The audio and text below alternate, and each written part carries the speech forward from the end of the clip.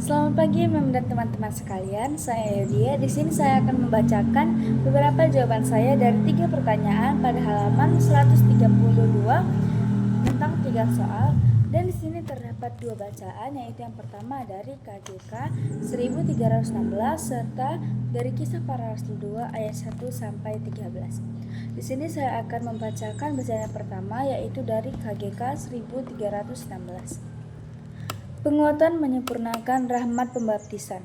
Itu adalah sakramen yang memberi Roh Kudus supaya mengakarkan kita lebih kuat dalam persekutuan anak-anak Allah, menggabungkan kita lebih erat dengan Kristus, memperkuat hubungan kita dengan gereja, membuat kita mengambil bagian yang lebih banyak dalam perutusannya, dan membantu kita supaya memberi kesaksian iman tentang iman Kristen dengan perkataan dan perbuatan. Nah, di sini saya akan melanjutkan bacaan yang kedua, yaitu dari Kisah Para Rasul 2 ayat 1 sampai 13. Ketika tiba hari Pentakosta, semua orang percaya berkumpul di satu tempat. Tiba-tiba turunlah dari langit suatu bunyi seperti tiupan angin keras yang memenuhi seluruh rumah di mana mereka duduk. Dan tampaklah kepada mereka lidah-lidah seperti nyala api yang bertebaran dan hingga pada mereka masing-masing. Maka penuhlah mereka dengan Roh Kudus. Lalu mereka mulai berkata-kata dalam bahasa-bahasa lain, seperti yang diberikan oleh Roh Kudus itu kepada mereka untuk mengatakannya. Waktu itu, di Yerusalem, diam orang-orang Yahudi yang saleh dan dari segala bangsa di bawah kolong langit.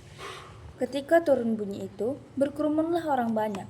Mereka bingung karena mereka masing-masing mendengar rasul-rasul itu berkata-kata dalam bahasa mereka sendiri. Mereka semua tercengang-cengang dan heran, lalu berkata, "Bukankah mereka semua yang berkata-kata itu orang Galilea? Bagaimana mungkin kita masing-masing mendengar mereka berkata-kata dalam bahasa kita sendiri, yaitu bahasa yang kita pakai di negeri asal kita? Kita orang Patria, Media, Elam, penduduk Mesopotamia, Yudea dan Kapadokia, Pontus dan Asia, Frigia dan Pamfilia, Mesir dan daerah-daerah Libya yang berdekatan dengan Kirene.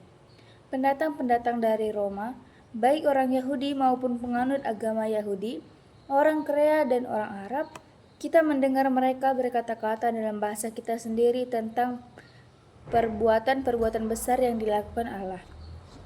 Mereka semua tercengang-cengang dan sangat termangu-mangu sambil berkata seorang kepada yang lain, "Apakah artinya ini?" Tapi orang lain menyindir, "Mereka sedang mabuk oleh anggur manis."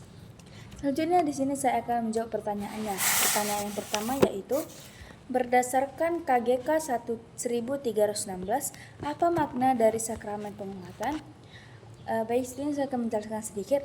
Kita tahu bahwa sebelum menerima sakramen penguatan, kita sudah menerima terlebih dahulu sakramen baptis serta sakramen Ekaristi. Jadi menurut saya, makna yang dapat kita ambil dari sakramen penguatan yaitu di mana Tuhan menginginkan kita untuk menjadi pribadi yang memiliki hubungan erat dengan gereja, menyatukan kita lebih teguh dengan Kristus, serta menjadi anak-anak Allah yang dapat mengambil bagian dalam tugas peruntusan. Jadi dalam sakramen penguatan ini kita akan dipenuhi oleh Roh Kudus serta kita diharapkan untuk menjadi pribadi yang dapat menebarkan Injil-Injil serta hal-hal positif kepada orang-orang yang berada di lingkungan sekitar kita. Selanjutnya yaitu pertanyaan kedua, rahmat apa yang diperoleh setelah menerima sakramen penguatan? Sini yang dapat saya jelaskan yaitu yang dapat kita peroleh rahmat Roh Kudus, yaitu menjadikan kita sungguh anak Allah dan menyatukan kita lebih teguh dengan Kristus. Di mana dari bacaan yang telah saya baca yaitu Kisah Para Rasul 2 ayat 1 sampai 13 tadi tertulis bahwa para rasul itu penuh dengan Roh Kudus sehingga mereka diberkati Allah. Dan pada peristiwa ini banyak percakapan-percakapan yang terjadi dari berbagai bahasa. Di sini kita tahu bahwa Roh Kudus memberikan kita untuk berkatnya dalam kita berkomunikasi sehingga kita dapat menjalin hubungan satu sama lain. Dan di dalam komunikasi ini kita harus membuat komunikasi yang baik, memberitakan firman-firman Tuhan di kalangan-kalangan orang besar, serta juga menyatukan kita lebih teguh dengan Kristus dan memiliki hubungan yang baik dengan sesama kita, baik itu manusia maupun ciptaan-ciptaan Tuhan yang lainnya seperti tumbuhan maupun hewan-hewan. Selanjutnya yaitu saya akan membahas pertanyaan nomor 3. Berdasarkan kisah para rasul 2 ayat 1-13, apa yang seharusnya dilakukan oleh orang yang telah menerima Roh Kudus? Nah, pada bacaan ini tertulis bahwa mereka penuh oleh Roh Kudus, jadi mereka selalu diberkati Tuhan.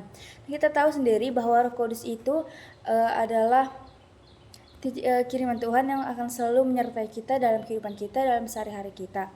Di sini jawaban yang dapat saya berikan yaitu yang seharusnya dilakukan yaitu menerima Roh Kudus dengan penuh rasa syukur sebagaimana Tuhan memberikannya kepada kita. Dengan kita harus menerima dengan lapang dada, serta kita harus memberikan dampak positif juga dari Roh Kudus yang telah diberikan Tuhan kepada orang lain. Saya rasa itu adalah materi-materi yang dapat saya berikan. Saya minta maaf jika ada kesalahan dalam perkataan saya. Terima kasih dan salam Imago Dei.